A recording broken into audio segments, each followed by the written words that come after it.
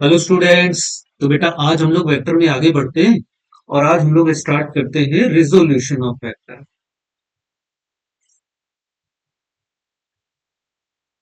Resolution of A vector. तो पहले देखो रिजोल्यूशन पढ़ेंगे 2 डायमेंशन में और फिर पढ़ेंगे हम लोग 3 डायमेंशन। ठीक है, तो सबसे पहले रिजोल्यूशन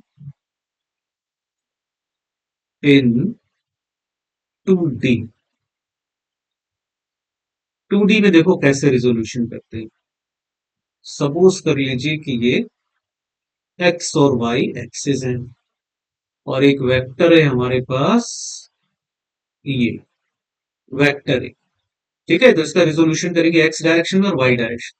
तो देखो एक्स डायरेक्शन में इसका जो प्रोजेक्शन बनेगा एक्स एक्सिस के ऊपर वो ऐसे बनेगा, ये यहां से लेकर यहां तक ये प्रोजेक्शन। इस प्रोजेक्शन को नाम दे देते हैं ए एक्स, क्योंकि एक्स डायरेक्शन में है तो ये इसका एक्स कंपोनेंट कहलाएगा। इसी तरीके से देखो जो वाई डायरेक्शन में इसका प्रोजेक्शन बनेगा ये, वो कहलाएगा ए वाई। ठीक। और सपोज कर लेते हैं इसका एंगल ये थीटा। ये मान लेते हैं ओरिजिन ओ है, इसको पी पॉइंट कंसीडर कर लेते हैं, इसको क्यू। अब आप आ जाओ ट्राइंगल ओ पी क्यू में। इसमें निकालेंगे कॉस थीटा की वैल्यू। तो देखो cos theta equal to base upon hypotenuse. तो हाइपोटेन्यूज जो वेक्टर ए है उसका मैग्नीट्यूड ए के इक्वल हो जाएगा। ठीक है, जिससे कि ए एक्स की वैल्यू ए कॉस थीटा के इक्वल आए। तो ध्यान से देखो ये जो एक्स कंपोनेंट है ना इसका ए एक्स, इसको हम ए कॉस थीटा के इक्वल भी लिख सकते हैं। इसी तरीके से ए वाई, देखो ये पूरी लेंथ यहां से यहां तक ए वाई के इक्वल है, तो ये भी तो ए वाई के इक्वल हो जाएगा यहां से लेकर यहाँ। तो ट्राइंगल में ये परपेंडिकुलर ए वाई के इक्वल हो गया। अब इसमें निकालो साइन थीटा। तो साइन थीटा को देखो लिख सकते हैं ए वाई अपॉन ए। तो यहां से ए वाई की वैल्यू आ जाएगी ए साइन थीटा। मतलब परपेंडिकुलर वाला जो कंपोनेंट होगा वो ए साइन थीटा के इक्वल हो जाएगा। ठीक है, तो ये दोनों कंपोनेंट हमारे आ गए ए एक्स और ए वाई, जिनकी वैल्यू ए कॉस थीटा और ए साइन थीटा के इक्वल। ठीक है, इसमें एक चीज हमेशा ध्यान रखिएगा, जिधर की तरफ थीटा होता है वेक्टर का, उधर वाला जो कंपोनेंट होता है वो हमेशा कॉस वाला बनता है। तो इधर वाला बनता है ए कॉस थीटा और उसके बाद उसके परपेंडिकुलर वाला होता है ए साइन थीटा। अब देखिए ये जो वेक्टर ए है इसको हम ए एक्स और ए वाई के साथ रिलेट कर सकते हैं। कैसे, देखो मान लीजिए कि ये जो प्रोजेक्शन एक्स एक्सिस के ऊपर मिल रहा है ना ये वाला, इसको हम वेक्टर फॉर्म में भी कन्वर्ट कर सकते हैं। मतलब वेक्टर ए एक्स लिख सकते हैं तो जो वेक्टर ए एक्स होगा इसको हम ऐसे ए एक्स आई कैप लिख सकते हैं। ठीक इसी तरीके से जो ए वाई होगा वेक्टर फॉर्म में उसको हम ए वाई जे कैप लिख सकते हैं। तो ट्राइंगल रूल से देखो, इसको अगर हमने ए एक्स कंसिडर कर लिया तो ये ए वाई के इक्वल हो जाएगा, वेक्टर ए वाई के इक्वल। और ट्राइंगल रूल अगर हम लगाएं तो वेक्टर ए को अब हम लिख सकते हैं vector A X plus vector A Y. ठीक है, और इसी को ऐसे भी लिख सकते हैं A X I cap plus A Y J cap. और इसी को ऐसे भी लिख सकते हैं A cos theta I cap और प्लस ए साइन थीटा जे कैप। ठीक है, तो इस तरीके से हम वेक्टर ए को इस फॉर्म में भी लिख सकते हैं, इस फॉर्म में भी लिख सकते हैं और इस फॉर्म में भी लिख सकते हैं। ठीक है, ऐसे इसको रिप्रेजेंट कर सकते हैं। ये क्लियर हुआ बेटा सबको? ठीक है। अच्छा, वेक्टर ए का अगर आपसे मैग्नीट्यूड पूछा जाए कितना होगा तो ए की वैल्यू होगी under root of A X का स्क्वायर प्लस ए वाई का स्क्वायर। ठीक है, इसको ऐसे समझ सकते हो आप कि ये ट्राइंगल जो ओपी क्यू है इसमें पाइथागोरस थ्योरम लगा, है ना। तो जैसे ओपी का स्क्वायर, एक तरीके से ये ओपी हो गया, तो OP equal to under root of O Q का स्क्वायर होगा और प्लस क्यू पी का स्क्वायर। ठीक है, और ओ क्यू और ओ क्यू पी जो वैल्यूज हैं वो यही होंगी ए एक्स और ए वाई। ठीक है, तो ये ऊपर वाला फॉर्मूला आप याद रख सकते हैं इसका मैग्नीट्यूड निकालने के लिए। अच्छा, अगर आपसे मान लीजिए एंगल पूछा जाता है कि हॉरिजॉन्टल से कितना बनेगा, तो टेन थीटा निकालेंगे और टेन थीटा की वैल्यू होगी परपेंडिकुलर अपॉन बेस, मतलब ये ए वाई अपॉन ए एक्स के इक्वल आ जाएगी। ठीक है, तो इस तरीके से हम इसका एंगल भी कैलकुलेट कर सकते हैं। ठीक है, तो समझ आया बेटा कि वेक्टर ए का एक्स डायरेक्शन में जो कंपोनेंट होगा A cos theta, Y direction में कंपोनेंट ए साइन थीटा होगा। और वेक्टर का मैग्नीट्यूड ए निकालेंगे under root of A X square plus A Y square से, और टेन थीटा की वैल्यू होगी A Y upon A X. इतनी सारी चीजें आपको इसमें याद रखनी है। ये था टू डायमेंशन रिजोल्यूशन। अब आते हैं बेटा थ्री डायमेंशन रिजोल्यूशन में। Resolution in three dimension.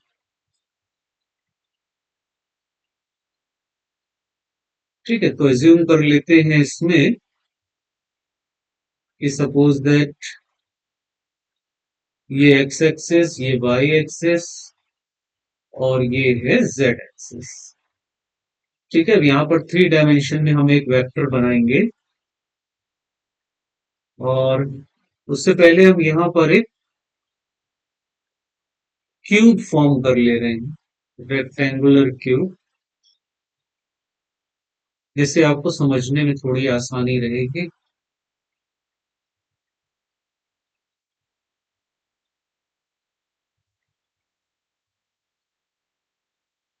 ठीक है, मान लेते हैं यहां पर हमारे पास एक वेक्टर है, वेक्टर ए, इस तरीके से। ठीक है, जैसे एक रूम मान लीजिए आप, ये है कोई, और रूम का जो बॉटम वाला कॉर्नर है, इसको अपोजिट वाले टॉप वाले कॉर्नर से मिला दिए। ठीक है, तो वेक्टर ए हमको मिल गया ये। अब इस वेक्टर ए का एक्स डायरेक्शन में जो कंपोनेंट होगा वो बनेगा ए एक्स। ये वाला जो कंपोनेंट होगा वो ए एक्स के इक्वल। इसी तरीके से वाई डायरेक्शन में जो कंपोनेंट होगा वो ये ए वाई के इक्वल मिलेगा। और इसी तरीके से जेड डायरेक्शन में जो कंपोनेंट होगा वो ए जेड के इक्वल मिलेगा। ठीक है, सपोज कर लेते हैं हम लोग कि एक्स डायरेक्शन से इसका एंगल अल्फा है, वाई डायरेक्शन से इसका एंगल बीटा का बनता है, और जेड डायरेक्शन से इस वेक्टर का एंगल गामा का बनता है। ठीक, इस तरीके से तीनों ये एंगल हो गए। अब जैसे हम लोगों ने, याद करो, टू डायमेंशन में एक्स डायरेक्शन में, वाई डायरेक्शन में कंपोनेंट इसके बनाए थे, तो एक्स डायरेक्शन में जिधर थीटा होता था उधर कॉस वाला कंपोनेंट बनता था, कॉस थीटा वाला। तो वैसे ही यहाँ पर हमने एंगल कुछ ऐसे कंसीडर कर लिए, अल्फा बीटा गामा। तो देखो ए एक्स वाला जो कंपोनेंट होगा उसको हम क्या लिख सकते हैं, ए कॉस अल्फा, है ना, इस तरीके से। इसी तरीके से ए वाई वाला जो कंपोनेंट होगा वो बन जाएगा ए कॉस बीटा। इसी तरीके से ए जेड वाला कंपोनेंट बन जाएगा ए कॉस गामा। ठीक है, ये तीनों कंपोनेंट हमारे पास आ जाएंगे वेक्टर के। अब वेक्टर ए को हम इन तीनों के साथ रिलेट कर सकते हैं ऐसे, vector A X plus vector A Y और प्लस वेक्टर ए जेड के इक्वल हो जाएगा। और इसी को ऐसे लिख सकते हैं, A X I cap plus A Y J cap plus A Z K cap. और इसी को ऐसे लिख सकते हैं, A cos alpha I cap plus A cos beta J cap plus A cos gamma K cap. ठीक है, ऐसे इसको रिलेट कर सकते हैं। अब देखिए, ए का अगर मैग्नीट्यूड यहां पर निकालना हो तो उसका मैग्नीट्यूड बनेगा under root of A X का स्क्वायर प्लस ए वाई का स्क्वायर प्लस ए जेड का स्क्वायर। ठीक है, जैसे टू डायमेंशन में केवल दो ही कंपोनेंट थे, और यहां पर कितने हो जाएंगे, तीन कंपोनेंट हो जाएंगे। ठीक है, तो under root of A X square plus A Y square plus A Z square उसका मैग्नीट्यूड बनेगा। ठीक है, अच्छा, यहां पर जो cos alpha cos beta cos gamma है, इनको बेटा कहते हैं direction cosines of vector A. ठीक है, याद रखिएगा, कॉस अल्फा कॉस बीटा और cos gamma are called direction cosines of vector A. ठीक है, ये वेक्टर ए के डायरेक्शन कोसाइन कह रहे हैं।